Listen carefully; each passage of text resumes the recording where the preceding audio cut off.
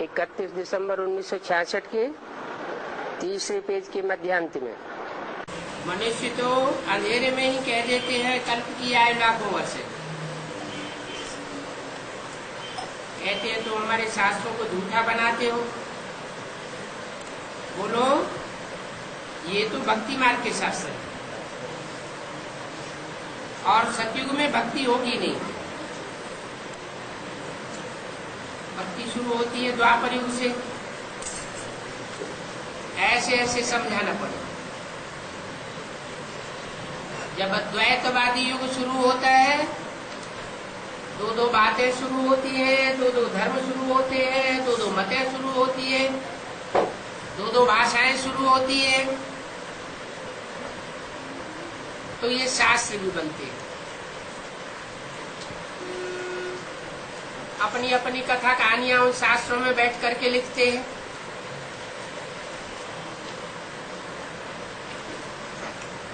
ऐसे ऐसे समझाना है। सर्विस का शौक बच्चों को होना चाहिए। अगर बच्चे होशियार हो जावे तो फिर और देशों में भी जा सकेंगे।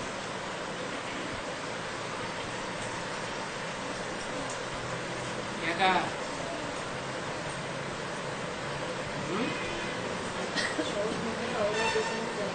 शौक नहीं, अगर बच्चे होशियार हो जावे समझाने में तो और देशों में भी जा सके।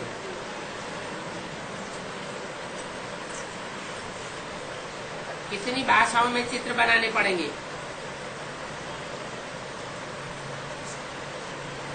आगे चल करके बनने में देरी नहीं लगेगी। बच्चों को बहुत सर्विस करनी है।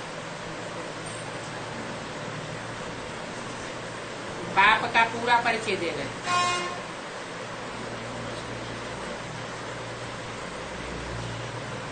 यहाँ आबू में सर्विस का कोई प्रबंध नहीं है।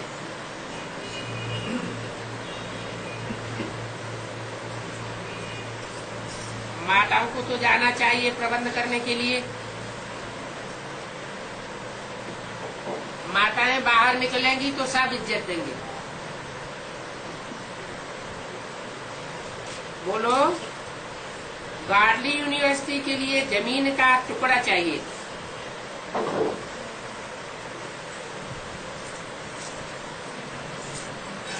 यहाँ इस शहर में तो जरूर प्रदर्शनी होनी चाहिए, परंतु शायद ड्रामा में अभी तक है नहीं। अपनी म्यूजियम बनाए देते, बहुत आकर के समझेंगे।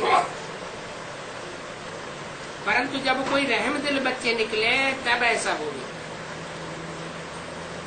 ऐसा अकलमंद कोई है नहीं जो आबू शहर में हाल का प्रबंध करवाए दे।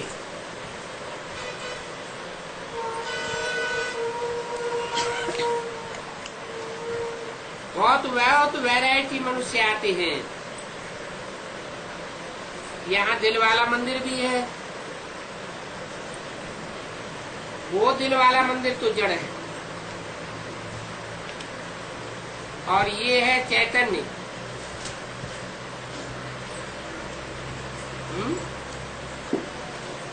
कौन सा दिल वाला मंदिर जड़ है और कौन सा चैतन्य है?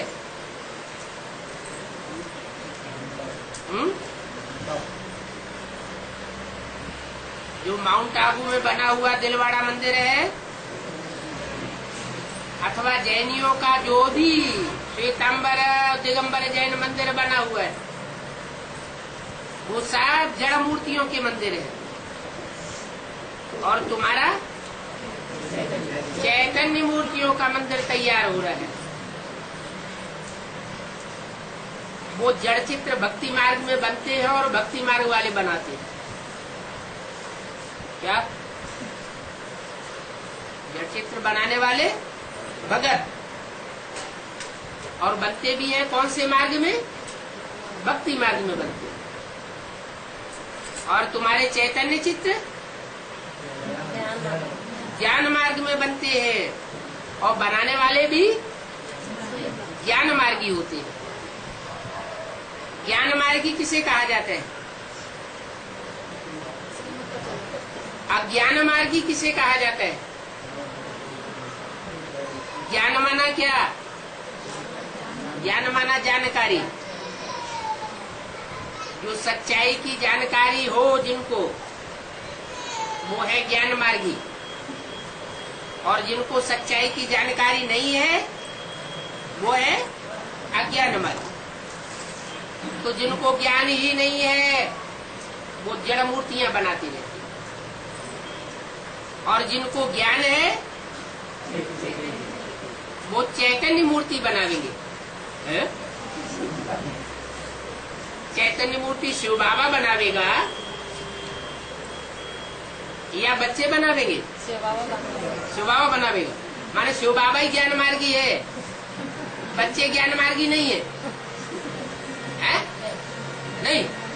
अरे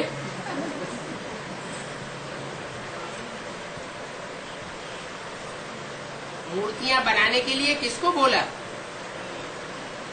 बच्चों को बोला या बाबा ने अपने लिए बोला?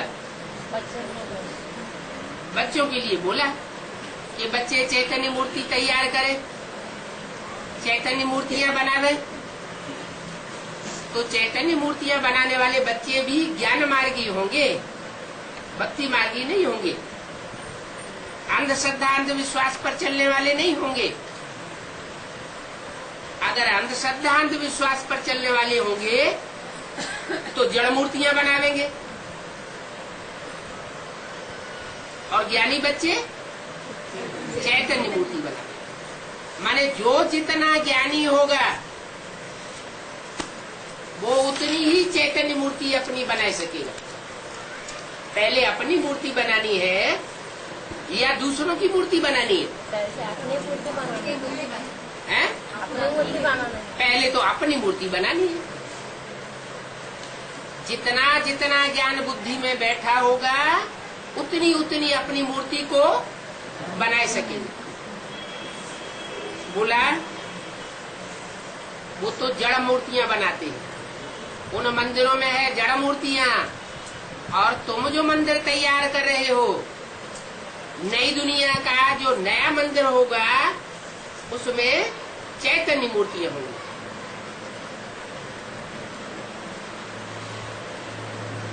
ये चैतन्य मूर्तियां इस संगम युग में होती है, न सतयुग में होती है क्या? न त्रेता में, न द्वापर में, न कलयुग में। ये चैतन्य मूर्तियां तुम यहाँ संगम युग में बनाते हो। जिन चैतन्य मूर्तियों की यादगार भक्त लोग द्वापर युग से जड़ चित्र बनाते हैं। कोई सेंसुल बच्चा हो तो यहाँ जमीन का टुकड़ा आदि लेने की जांच करे। कहाँ? सेंसिबल बच्चा हो तो म्यूजियम बनाने के लिए क्या करे? एक जमीन का टुकड़ा लेवे। उस टुकड़े में क्या करेंगे? चैतन्य मूर्तियों की स्थापित करेंगे। अच्छा, उन भक्तों ने कौन सी मूर्ति स्थापन की और कौन सा जड़ मंदिर कौन सा म्यूजियम स्थापन किया? उन भक्तों ने तो, उन भक्त ब्राह्मणों ने तो जड़ म्यूजियम बनाया, जड़ म्यूजियम बनाया और उसमें जड़ चित्र भी रख दिए, जड़ मूर्तियां बनाई दी। जो ज्ञानी बच्चे होंगे वो क्या करेंगे? जमीन का टुकड़ा लेंगे और उसमें चैतन्य मूर्तियां स्थापित करेंगे। बाबा की ऐसी इच्छा थी। कब? 1966 में। अब कितने साल हो गए हैं? 66 और 2006 होने जा रहा है। कितने साल हुए हैं? 35 और 5 40 वर्ष हो गए। और अभी तक भी चैतन्य मूर्तियों का म्यूजियम बनाने के लिए आबू में जमीन का टुकड़ा नहीं लिया जा सका है? ले रहे? अरे तो नई बात हो गई। वो बात सुन के दोनों ने बोला राजस्थान भी आ रहे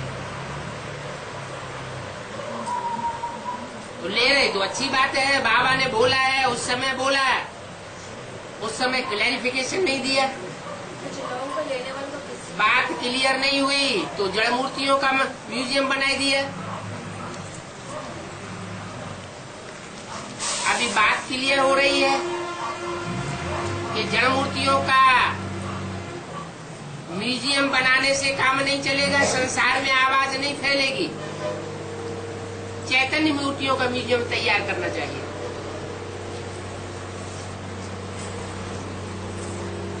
वहां अपना हाल बनवा देंगे, परंतु कोई करने वाला चाहिए। ओम शांति।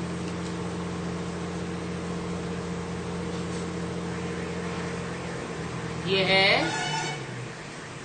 1 जनवरी 1967 का प्रातः क्लास।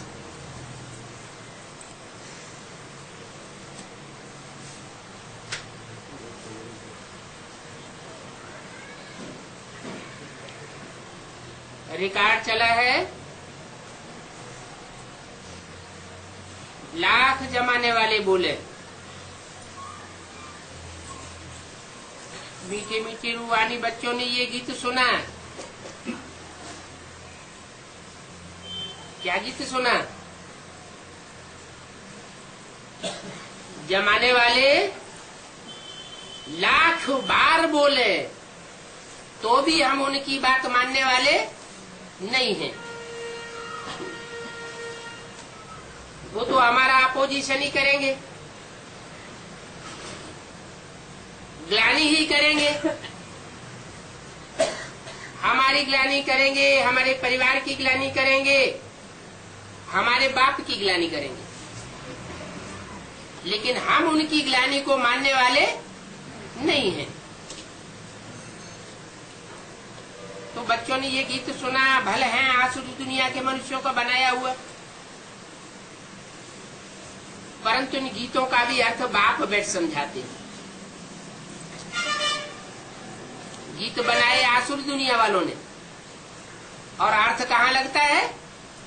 ब्राह्मणों की संगी भी दुनिया, और समझाने वाला है बाप।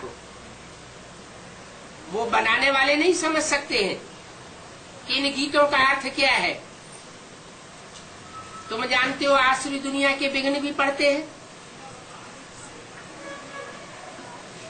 विघ्न पड़ते हैं तो हमारा पुरुषार्थ रुक जाता है। जब पुरुषार्थ रुक जाता है तो आत्माभिमानी जी स्टेज जो बननी चाहिए वो नहीं बन पाती, और हमें दुख सहन करना पड़ता है। अगर आत्माभिमानी स्टेज हो तो दुख हल्का हो जाता है। बल हमें दुख सहन करना पड़ता है, फिर भी याद तो आती है ना।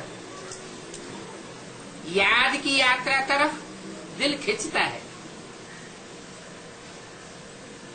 हम भी पक्का करते हैं कि हम शिव बाबा की मुरली को नहीं भूलेंगे। कहते हैं बाबा आप भी नहीं भूलना, हम आपको नहीं भूलेंगे और आप हमको नहीं भूलना।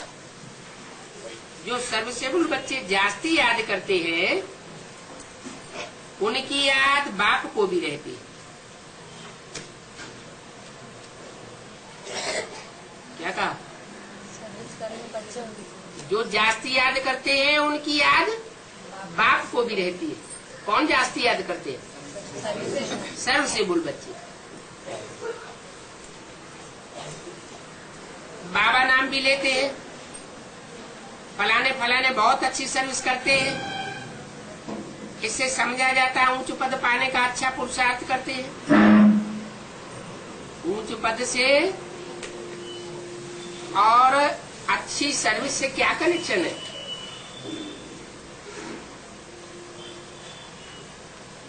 जो अच्छी सर्विस करेंगे ज्यादा सर्विसेबल बनते हैं, ज्यादा आत्माओं का कल्याण करते हैं, तो ऊंच पद पाते हैं।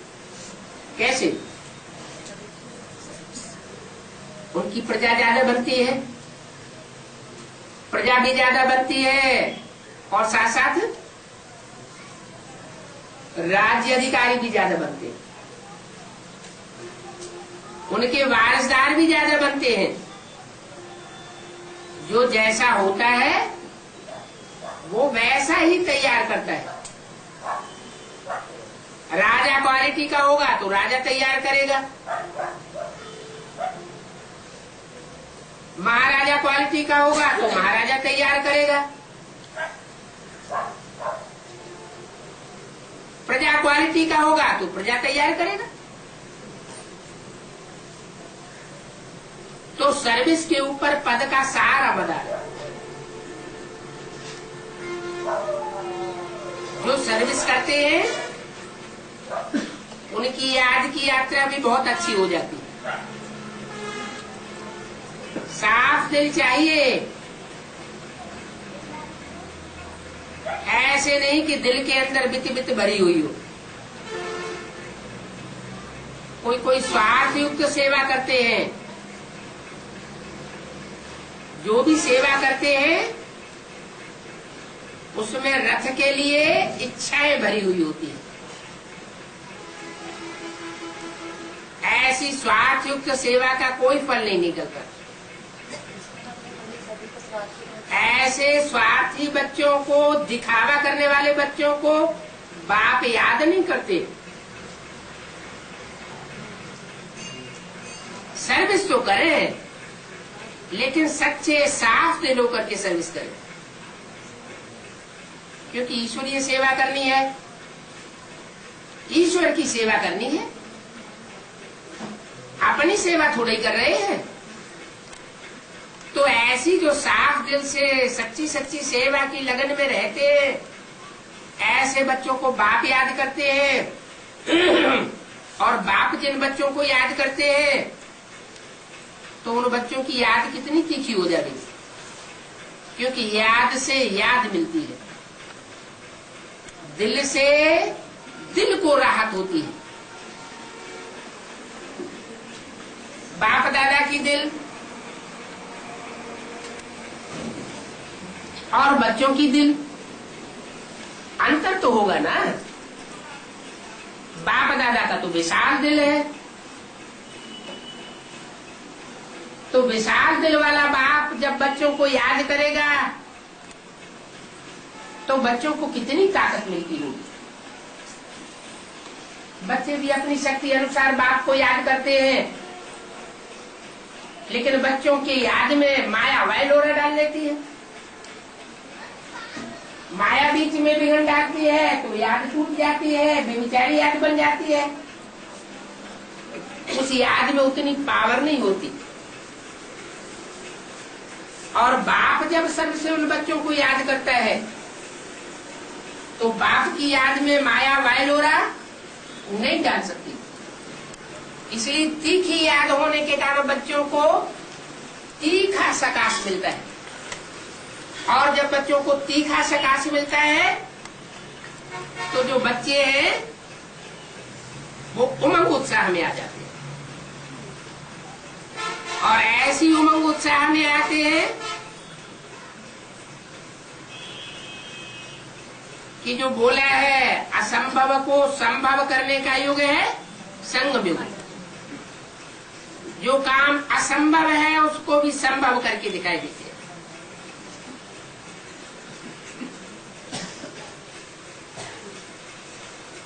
तो सेवा बहुत बड़ी मेवा है। सेवा से ही ऊंच पद बनता है,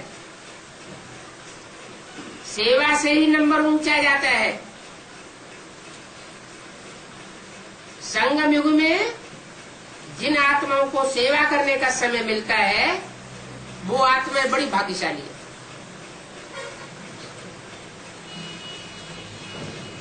निर्बंधन आत्माएं होंगी तो और ही जास्ती सेवा करेंगी। चलो बंधन में रहने वाली बांधेली माताएं हैं, वो भी सेवा कर सकती है। सबसे बड़ी सेवा मनसा से हो सकती है, वाचा से हो सकती है, या कर्मणा से हो सकती है। जितनी सूक्ष्म सेवा होगी और अव्यभिचारी सेवा होगी, एकाग्रता से भरी पूरी सेवा होगी, उतनी ही जास्ती तीखी सेवा होगी। भागदौड़ की सेवा 70 साल से करते चले आए। दुनिया में कितनी परसेंटेज आत्माओं को संदेश मिला और कितनी परसेंट में माला तैयार हुई, कितना स्वर्गीय संगठन तैयार हो गया, सॉलिड संगठन, कहेंगे नील। तो भागदौड़ की कर्मणा सेवा से भी कोई खास रिजल्ट नहीं निकला। वाचा की सेवा भी कितनी हुई, उस वाचा की सेवा का भी कोई खास रिजल्ट नहीं निकला। न नई दुनिया की स्थापना हुई और न पुरानी दुनिया का कहीं विनाश दिखाई देता है। अब तक भी पूछते रहते हैं आखिरी विनाश कब होगा। इसका मतलब विनाश भी दिखाई नहीं देता है। पहले विनाश शुरू होगा कि पहले स्थापना शुरू होगी? पहले स्थापना होगी। जब तक तुम्हारी पूरी राजधानी स्थापन नहीं हुई है तब तक विनाश भी नहीं हो सकता। तो स्थापना भी नजर नहीं आती, विनाश भी नजर नहीं आता।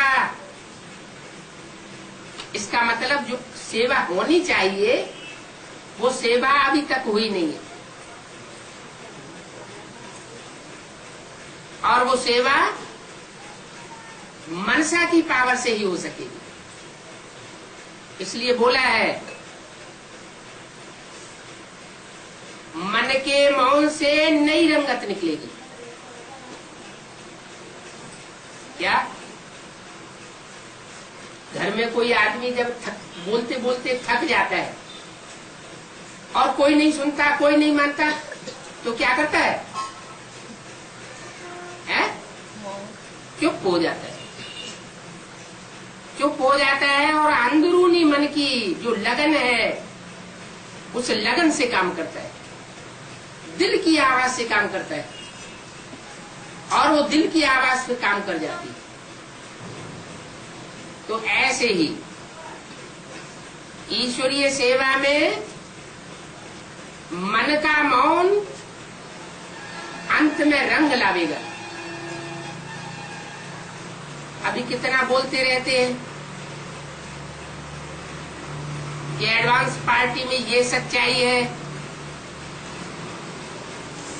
बाप आया हुआ है, लेकिन सुनने के लिए तैयार नहीं होते।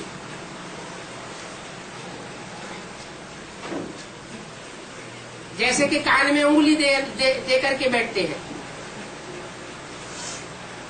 सुनते हुए नहीं सुनते, या तो कह देते हैं तुम्हारी बातें सब सच्ची है लेकिन हम अभी मान नहीं सकते, हमारा दिल नहीं कहता कि हम आपकी बातें माने। तो क्या करना पड़े? मनसा सेवा की धूम मचानी पड़े। लेकिन मनसा सेवा का रिजल्ट कब निकलेगा? एकाग्र बुद्धि से अगर सेवा होगी तो रिजल्ट निकलेगा। एकाग्रता माना एक के आगे बुद्धि टिकी हुई हो, एक शिव बाबा दूसरा न कोई, अब कोई सहारा नहीं। जब कोई सहारा नहीं रहता तो निर्बल के बलराम कहे जाते हैं। जिसका कोई सहारा नहीं होता उसका सहारा भगवान बनता है, और भगवान के सहारे से कोई भी आत्मा कितना भी पावरफुल होकर के कार्य कर सकती है। तो अभी वही टाइम आ गया अभी कोई सहारा न रहा, किनारा दिखाई नहीं पड़ता, सारी दुनिया अंधेरे में पड़ी हुई है। मुट्ठी भर बच्चे हैं जो ज्ञान मार्ग में है और आंख खोले हुए हैं। उनकी भी आंखें कभी बंद हो जाती है, कभी खुलती है, क्योंकि निश्चय अनिश्चय के वायलोरे में माया डालती रहती है।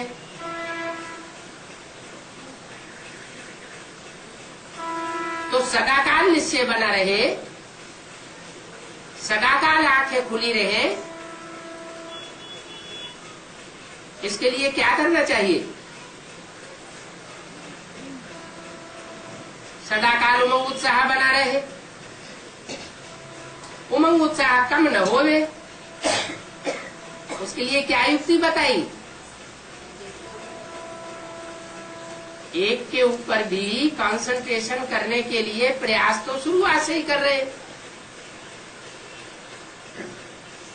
लेकिन मायावी नाम रूप को फंसाए लेते हैं, बुद्धियोग टूट जाता है। तो आखिर क्या युक्ति अपनावे? बताया कि सर्व से गुण बने। ऐसे नहीं कि हाथ पांव बांध करके बैठ जाए और मनसा सेवा शुरू हो जाएगी, नहीं। तीनों प्रकार की सेवा जब इकट्ठी करेंगे तो रिजल्ट जल्दी निकलेगा। मनसा सेवा भी हो, साथ साथ वाचा भी हो और साथ साथ कर्मणा भी हो। तीनों सेवा का रिजल्ट जल्दी निकलता है।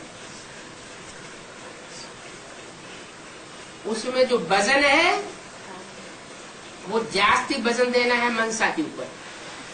कोई भी आत्मा को ज्ञान सुनाते हैं तो वाचा अपनी जगह जब काम करती है तो मनसा बहुत एकाग्र होनी चाहिए बाप की याद में।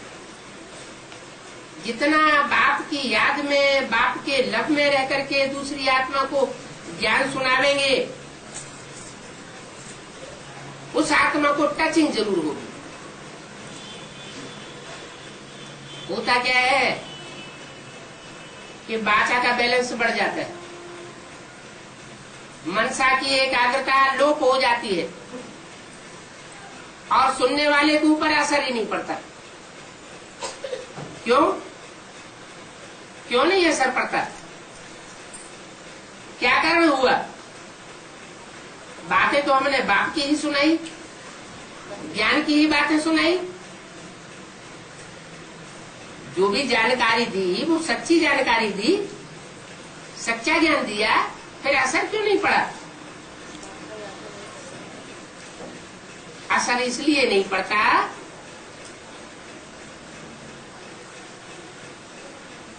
कि हमने ज्ञान तो दिया, लेकिन ज्ञान देते समय हम इतने अहंकार में आ जाते हैं कि हम जो वाचा सुना रहे हैं उसी से ही उद्धार होगा। अरे हम तो तमो प्रधान आत्मा है, तमो प्रधान आत्मा सेवा कर ही नहीं सकती। तमो प्रधान आत्मा के वाइब्रेशन ही तामसी निकलते हैं। तामसी वाइब्रेशन दूसरों को भी तामसी बनाते हैं। सेवा कौन करने वाला है?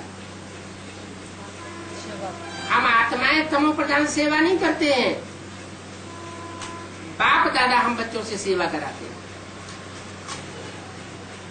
तन हमारा, वाचा हमारी, लेकिन पावर सारी बाप दादा की। जैसे बल्ब है,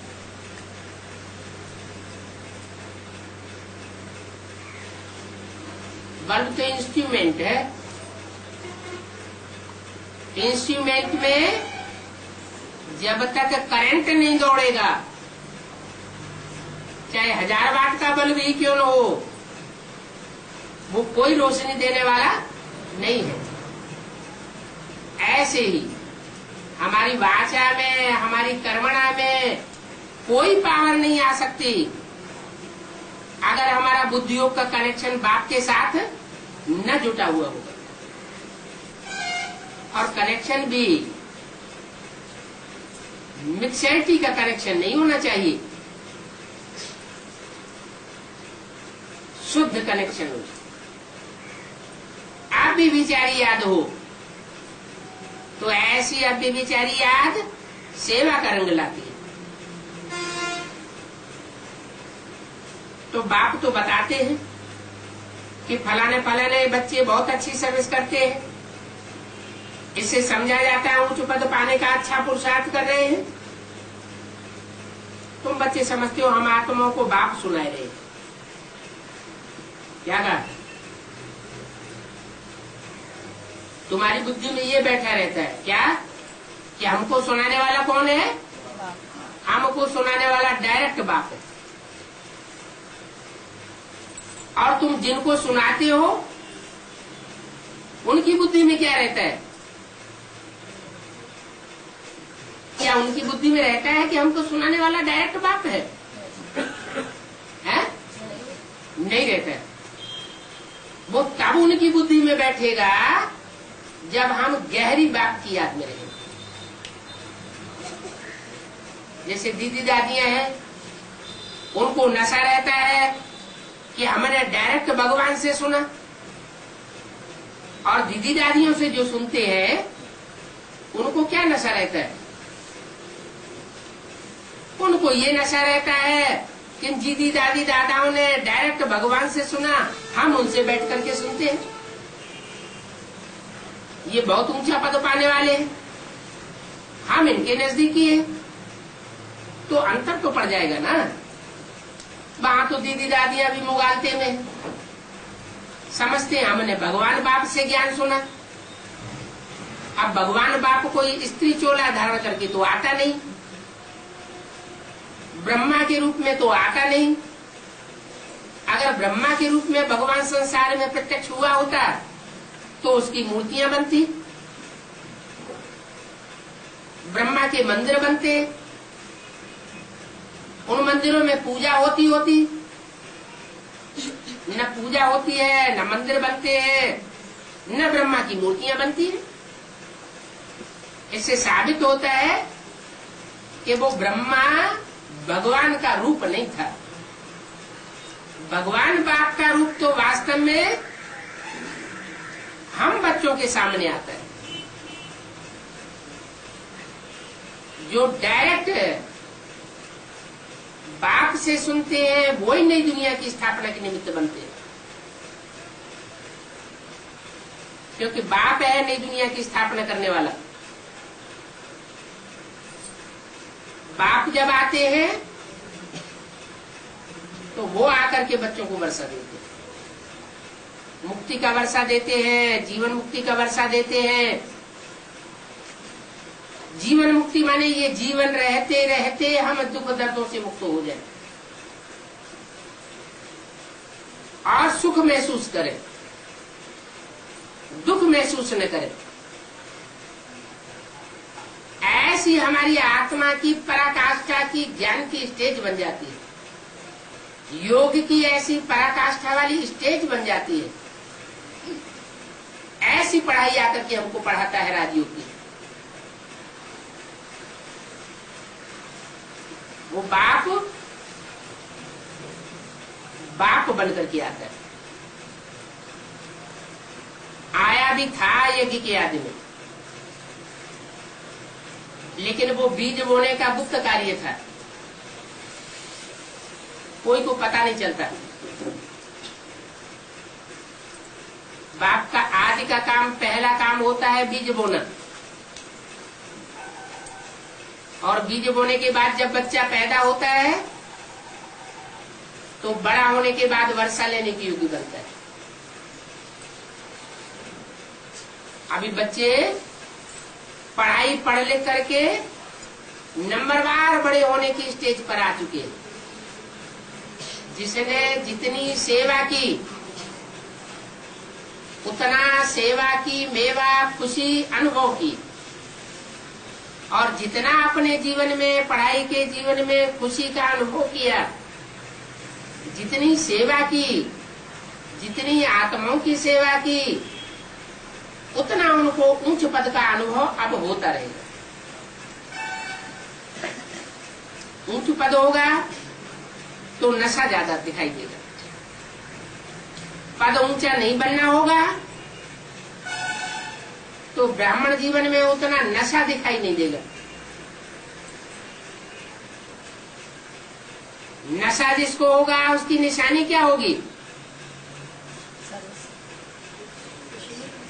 जिसको नशा होगा उसकी निशानी होगी निश्चिंत, कोई चिंता नहीं। जो होना होगा सो होता रहेगा, जो भी होगा सब कल्याणकारी होगा, और जो भी कल्याणकारी होगा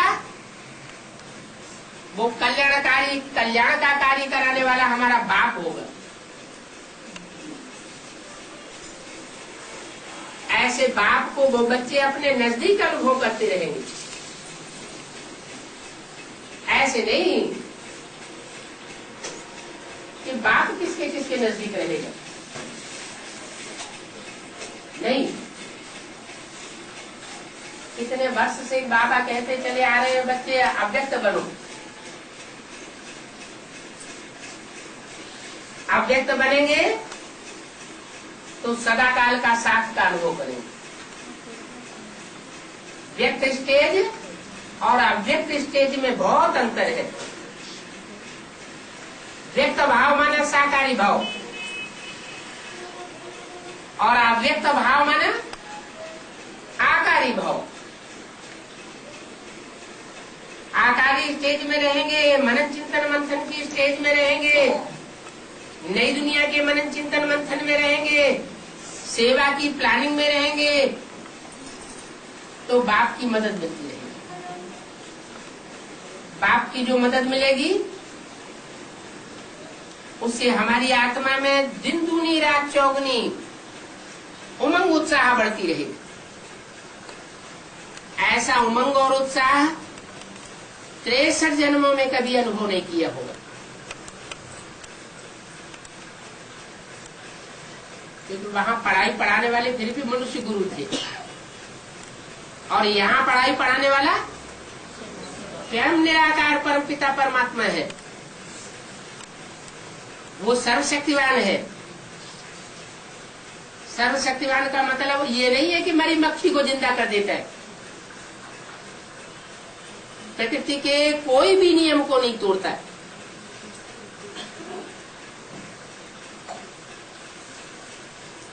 जो थोथा चना होता है वो ज्यादा आवाज करता है। खाली गगरी होती है, पानी पूरा भरा हुआ नहीं होता है तो छलकती है। छलक, पूरा पानी नहीं भरा है तो छलक छलक करेगी, और पूरा पानी भरा हुआ है तो छलकती नहीं है, आवाज नहीं करती। ऐसे ही जो इस दुनिया के भगवान बन करके बैठने वाले गुरु हैं, बाहर की दुनिया में भी ऐसे गुरु हैं, ब्राह्मणों की दुनिया में भी ऐसे गुरु हैं जो भगवान बन करके बैठे हुए हैं। कहते हैं कि भगवान का काम क्या होता है? भगवान का काम होता है आकर के ज्ञान सुना देना, ज्ञान सुना के चला जाता है, बाकी नई दुनिया तो हम बनाते। जो नई दुनिया बनाते हैं उस त्रिमूर्ति का गायन है। हमारी आत्मा ही ब्रह्मा का पाठ बजाती है, हमारी आत्मा ही विष्णु का पाठ बजाती है, हमारी आत्मा ही शंकर का पाठ बजाती है। हम ही ब्रह्मा विष्णु शंकर के रूप में हैं। तो पोस्टर छपाए देते हैं बड़े बड़े, ऊपर शिव का चित्र और नीचे 3 मूर्तियों के चित्र। बड़े बड़े मेगा प्रोग्राम करते हैं, बड़े बड़े पोस्टर छपाते हैं, और छपा करके उनमें 3 मूर्तियों को अपने रूप में साबित करना चाहते हैं। ये ब्रह्मा है, स्थापना करने वाला, ये विष्णु है पालना करने वाला, और ये शंकर है आसुरी दुनिया का विनाश करने वाला। आसुरी दुनिया है शंकर पार्टी।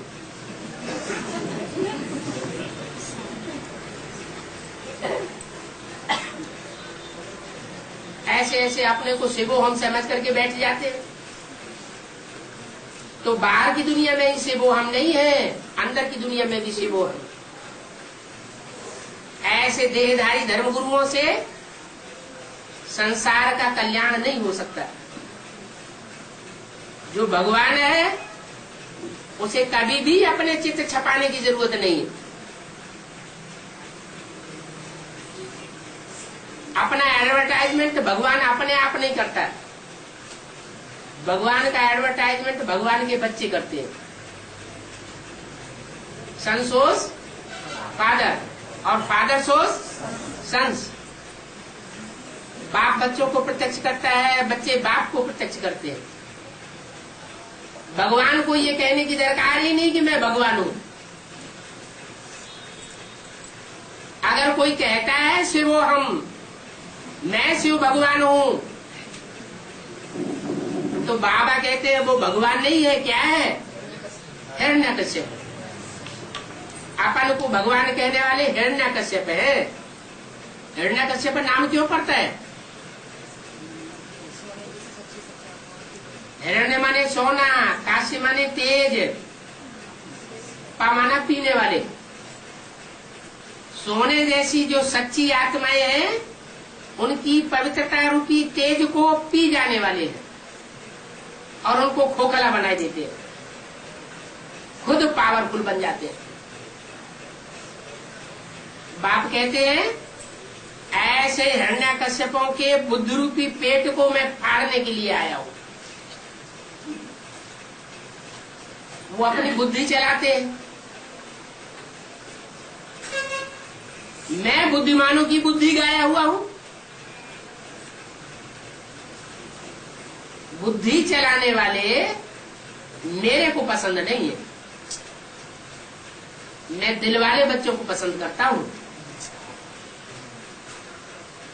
और साफ दिल वाले बच्चों को पसंद करता हूं। साफ दिल तो मुराद हासिल।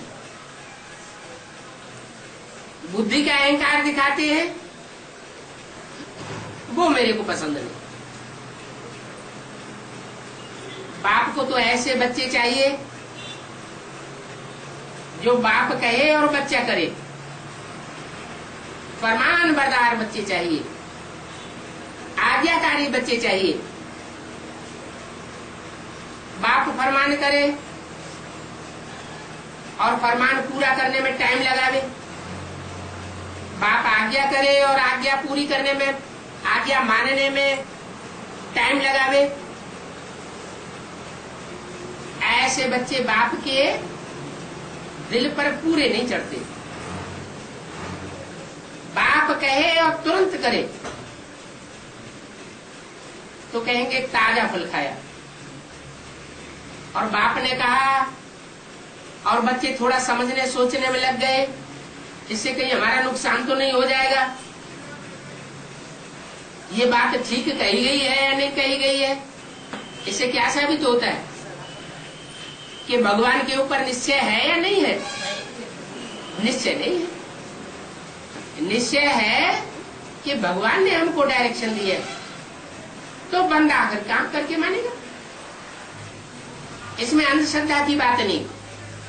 एक ही बात पक्की बुद्धि में बैठी हुई है कि भगवान बाप हमको मिला हुआ है। भगवान बाप कभी गलत रास्ता नहीं बता सकता। जो मुख से बोलेगा तो सत्य बोलेगा। जो कर्मेंद्रियों से कर्म करेगा या कराएगा, सत्य कर्म कराएगा। सिखों में इस बात की बहुत मान्यता है। कहते भी है सी भी सत्य, हो सी भी सत्य।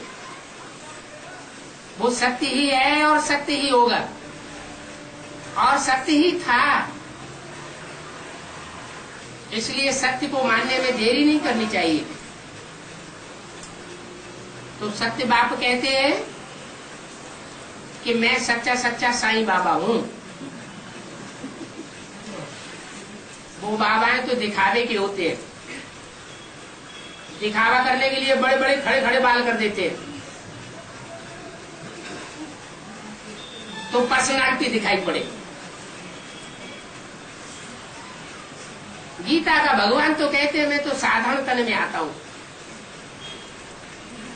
कैसे तन में आता हूं? क्यों साधारण तन में? इसलिए आता हूं कि जो मेरे बुद्धिमान बाप के बुद्धिमान बच्चे हैं वो ही पहचान सके, दूसरे ना पहचान सके।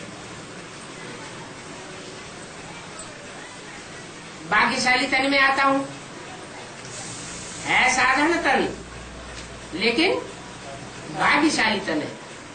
भाग्यशाली किस अर्थ में, किस आधार पर भाग्यशाली? भगवान का रथ है तो कैसा हुआ? भाग्यशाली रथ, और टेम्परेरी रथ नहीं। कैसा रथ? मुकर्रर रथ। आदि से लेकर के अंत तक उस बाप जो है उस रथ में प्रत्यक्ष होता है, इसलिए मुकर्रर है।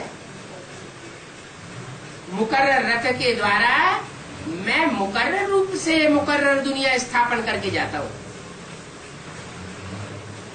अल्पकाल की सुख की दुनिया नहीं बनाता हूं। 2500 तक स्थायी सुख मिलता है, और 2500 के बाद जो अगले 2500 वर्ष हैं, उन द्वापर और कलयुग के 2500 वर्षों में आत्मा अपने पुरुषार्थ की तीव्रता के आधार पर अपना सुख ले सकती है। अभी ये आत्मा में तीव्र संस्कार के पुरुषार्थ भरे जा रहे हैं।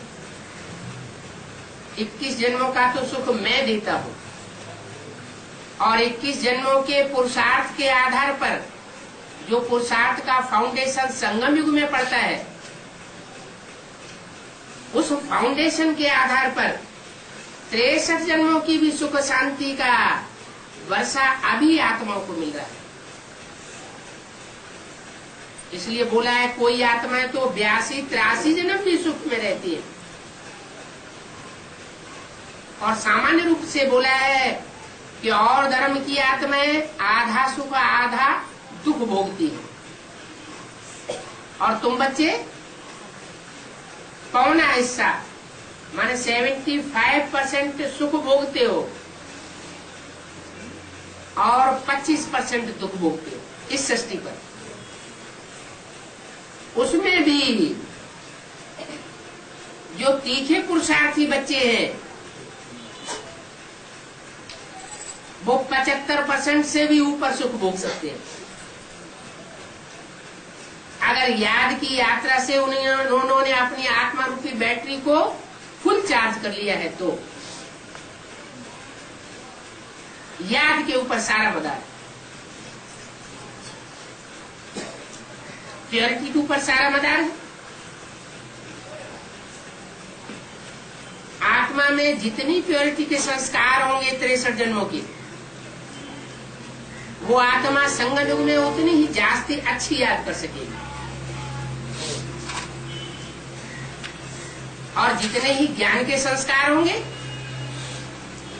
वो आत्मा ज्ञान की पराकाष्ठा के आधार पर उतनी ही गहरी याद कर सकेगी। याद से पवित्रता हासिल होती है, और पवित्रता से याद पक्की होती है। अब भी विचारी याद आती है। तो 2 रूप हैं, लक्ष्मी और नारायण।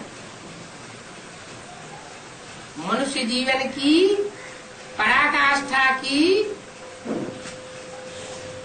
एम ऑब्जेक्ट को प्राप्त करने के लिए 2 सिंबल हैं, एक नारायण और एक लक्ष्मी। नारायण याद की यात्रा के बल पर नर से नारायण बन जाता है, और लक्ष्मी प्योरिटी की प्रॉपर्टी के आधार पर नारी से लक्ष्मी बन जाती है। ये प्योरिटी की महिमा है।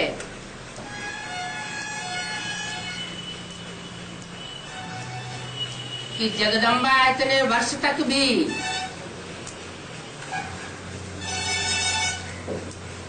ज्ञान की पराकाष्ठा को पाने के बावजूद भी पाप के साकार सानिध्य में रह करके भी जगदम्बा का पद हासिल करती है। नारी से लक्ष्मी नहीं बन पाती, और लक्ष्मी बहुत थोड़े समय के लिए एडवांस नॉलेज लेती है और थोड़े समय में ही ज्ञान को सारी दुनिया में बांटने के निमित्त बन जाती है। कोई सारे जीवन धन को अपने कब्जे में रखा रहे, बैंक बैलेंस बना के रखा रहे, वो ज्यादा अच्छा है, या जो धन है उस धन को तकसीम कर दे, सारे संसार के काम में लगा दे, वो ज्यादा अच्छा है। अच्छा क्या हुआ? धन को धारण करना अच्छी बात नहीं है, धन का वितरण करना अच्छी बात। तो लक्ष्मी क्या करती है? जो धन मिलता जाता है वो धन सारा ही बांटने में लगा देती है। जगदम्बा धारण करती है लेकिन बांटने योग्य नहीं बन पाती। और लक्ष्मी अपनी पवित्रता की पावर से धारण भी करती जाती है और बांटती भी जाती है। तो धन दान करने से बढ़ता है। जितना दान करते जाएंगे उतना बढ़ता जाएगा। दान करने वाले में भावना भी अच्छी होनी चाहिए कि हम जिनको दान करते हैं वो भगवान के बच्चे हैं, भगवान के बच्चों को हम दान देते हैं। ये भावना रहेगी तो वो धन अचूक काम करेगा। भावना बहुत बड़ी चीज है। शास्त्रों में भी लिखा, भाव प्रधान विश्व रचि राखा, जो जस करे सो तस फल चाखा। कोई भी काम किया जाए अच्छी भावना से किया जाता है तो अच्छा फल देता है। वही कर्म बुरी भावना से किया जाता है तो बुरा फल देता है। एक चोर है, चोरी करता है कि हम चोरी करके इस धन को देश सेवा के कार्य में लगाएंगे। एक चोरी करता है कि हम धन को चुराएंगे और अपनी शादी करेंगे। तो कौन सा भाव अच्छा हुआ, कौन सा खराब हुआ? जो देश सेवा की भावना से चोरी भी की है तो भी वो श्रेष्ठ भावना से किया गया, इसलिए अच्छा ही फल देगा। चोरी तो उसने भी की और चोरी उसने भी की, कर्म दोनों ने एक जैसा किया, लेकिन लक्ष्य क्या रहा? जैसा लक्ष्य वैसे लक्षण आते। तो हमारे जीवन का लक्ष्य ऊंचा होना चाहिए। बाबा कभी मुरली में ये बोलते हैं कि तुमको सतयुग का देवता बनाऊंगा, है? सतयुग के देवता बनाने का कभी लक्ष्य दिया? कभी लक्ष्य नहीं दिया। तो बाबा जानते हैं सतयुग के जो देवताएं होंगे वो तो गिरती कला वाले होंगे। उनकी गिरती कला होगी या चढ़ती कला होगी? क्या होगी? गिरती कला होगी। और संगम युग में जो नर से नारायण बनेंगे, नारी से लक्ष्मी बनेंगे, उनकी कैसी कला होगी? उनकी चढ़ती कला होगी। चढ़ती कला ही नहीं, कलातीत स्टेज होगी। जैसे सूर्य को कहा जाता है कलातीत, कलाओं में बांधा जाता है चंद्रमा, सूर्य कलाओं में नहीं बांधा जाता। चंद्रमा 16 कलाओं में बंधता है। 16 दिन में चंद्रमा पूरा होता है, 16 दिन में चंद्रमा क्षीण होता है। तो चंद्रमा की 16 कलाएं मानी जाती है। सूर्य को कलाओं में नहीं बांधा जा सकता। तो ऐसे ही जो सूर्यवंशी बच्चे हैं वो कलातीत बच्चे हैं। कलातीत कल्याण कल्पांतकारी उनके बाप का टाइटल है। सारे संसार का कल्याण करने वाले हैं। ऐसे नहीं सिर्फ सूर्यवंशियों का कल्याण करते हैं, नहीं, उनका लक्ष्य है, क्या लक्ष्य है कि हम सारे विश्व का कल्याण करके छोड़ेंगे। पहले अपना कल्याण, फिर सारे विश्व का कल्याण। स्व परिवर्तन से विश्व परिवर्तन। स्व का क्या परिवर्तन करना है? स्व में क्या परिवर्तन करना है? जो सूर्यवंशी बच्चों के लिए वो परिवर्तन बहुत आसान है। दूसरे धर्म की आत्माओं में कन्वर्ट होने वाली जो आत्माएं हैं उनके लिए वो कठिन है। उनके लिए आसान है आत्मिक स्थिति में रहना,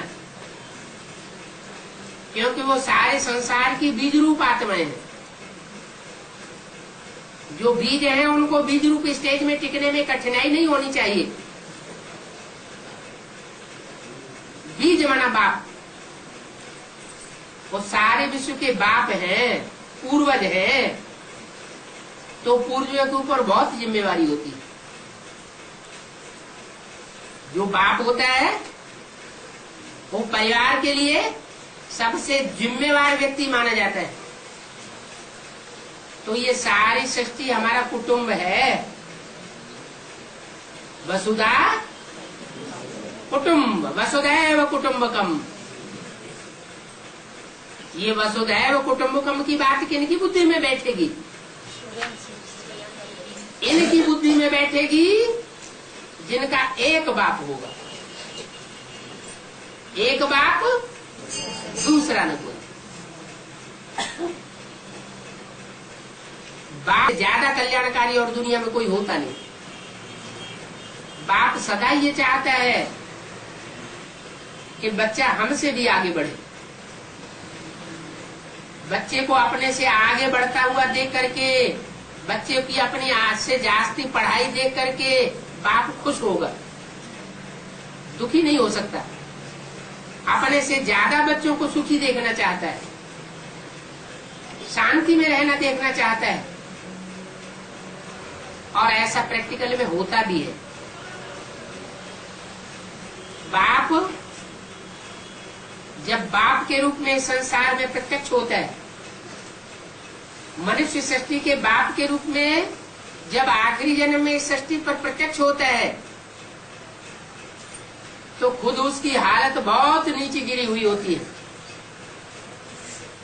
और उसके जो प्राप्ति करने वाले उससे जो बच्चे हैं, जो मनुष्य सृष्टि के बाप के जो बच्चे हैं, वो आखिरी जन्म में बहुत ऊंची स्टेज पर होते हैं, अच्छी स्टेज पर होते हैं। बाप उन बच्चों को देख करके खुश होता है। क्यों खुश होता है? दुखी क्यों नहीं होता? मैं बाप हूं, फिर भी मेरी ये हालत है रोडपति की, और ये बच्चे हैं, और ये करोड़पति क्यों है? ऐसा भाव क्यों नहीं आता है? बाप कल्याणकारी नहीं, बाप है ना, वो बाप जानता है कि बच्चे बाप से सवा गुने होने चाहिए, आगे बढ़ करके होने चाहिए। तो ऐसे बच्चों को देख करके बाप खुश होता है कि ये मेरे बच्चे मेरे लिए सहयोगी बनेंगे। बच्चे होंगे तो सहयोगी बनेंगे, बच्चे नहीं होंगे, एक होते हैं बच्चे और दूसरे होते हैं कच्चे, एक होते हैं माँ की औलाद क्या असली माँ से पैदा, और दूसरे कौन से होते हैं दूसरी माँ से सौतेले बच्चे। एक मातेले होते हैं और दूसरे सौतेले होते हैं। तो जो मातेले होते हैं उनमें खुद शुद्ध खून बहता है, सौतेले होते हैं उनमें उतना शुद्ध खून नहीं होता है। यहाँ खून कौन सा है? यहाँ संकल्पों का खून। जो बाप का संकल्प सो बच्चों का संकल्प, जो बाप का संकल्प नहीं वो बच्चों का संकल्प, उसको कहते हैं मन मना भव, मेरे मन में समा जाए। तो बाप के मन के संकल्पों के अंदर जो बच्चे समाने वाले संकल्पों वाले बच्चे हैं, ऐसे बच्चे जो बाप समान बच्चे बनते हैं, उन बच्चों के लिए बाप आखिरी जन्म तक के लिए भी गारंटी देता है कि मेरे बच्चे भूख नहीं मर सकते। सारी दुनिया में अकाल का असर होगा, विनाश का असर होगा, और जो बाप के बच्चे हैं वो भूख नहीं मरेंगे। बहुत बड़ी गारंटी है, क्योंकि आखिर में तो जाकर के ऐसी स्टेज आएगी कि करेंसी भी फेल हो सकती है, बैंकें फेल हो सकती है। करेंसी फेल हो जाए, बैंक फेल हो जाए, फिर क्या बचेगा? कहां से आवेगा? अभी तो मार्केट में से जाके पैसे देके ले आते, फिर कहां से आवेगा? तो बाप कहते हैं मेरे बच्चे मेरे धंधे में लगे, जो मेरे बच्चे नहीं है वो बाप का धंधा नहीं पकड़ेगा। वो डॉक्टर होता है और उनके बच्चे होते हैं तो उनको फक्र होता है, हमारा खानदानी सफा खाना है, हम खानदानी डॉक्टर हैं। माना हमारे बाप दादे साहब डॉक्टर थे, तो हमें जितना अनुभव हो सकता है डॉक्टरी का, उतना और किसी को अनुभव नहीं हो सकता है। ऐसे यहाँ भी हमारा रूहानी बाप है, रूहानी सेवा करने वाला है, तो रूहानी बाप के बच्चे भी रूहानी सेवा करने वाले बच्चे होने चाहिए। इसलिए कहा है कि सब धंधों में है नुकसान सिवाय एक ईश्वरीय धंधे। अभी तो नहीं दिखाई देता, अभी तो ऐसा दिखाई नहीं देता क्या कि जो ईश्वरीय धंधा करने वाले बच्चे हैं उनको बहुत प्रॉफिट हो रहा हो, और जो लौकिक धंधा करने वाले हैं उनको प्रॉफिट न हो रहा हो। किसको ज्यादा प्रॉफिट होता है? कौन करोड़पति नजर आते हैं? ईश्वरीय धंधा करने वाले करोड़पति नजर आ रहे हैं या दुनियावी धंधा करने वाले करोड़पति नजर आ रहे हैं? ईश्वरीय धंधा करने वाले कोई करोड़पति हैं अभी? है? नहीं है। बल मुरली में बोला है ये ज्ञान रतन ही आगे चल करके स्थूल रतन बन जाएगा। जिनमें जितने ज्ञान की पराकाष्ठा होगी वो आगे चल के उतने ही बड़े साहूकार बनेंगे स्थूल धन के। ये सारी दुनिया का सोना चांदी तुम्हारे चरणों में आने वाला है। तो बाबा क्या झूठ बोलते हैं? इसी जन्म में हैं? लास्ट में देंगे बोलेंगे वो सोना चांदी। करेंसी फेल हो जाएगी, सोना चांदी फेल नहीं होता है। सोना चांदी फेल होता है कहीं? करेंसी फेल होती है, सोना चांदी फेल नहीं होता। सोने चांदी की कीमत तो रहेगी, तो एक्सचेंज होता रहेगा। ओम शांति।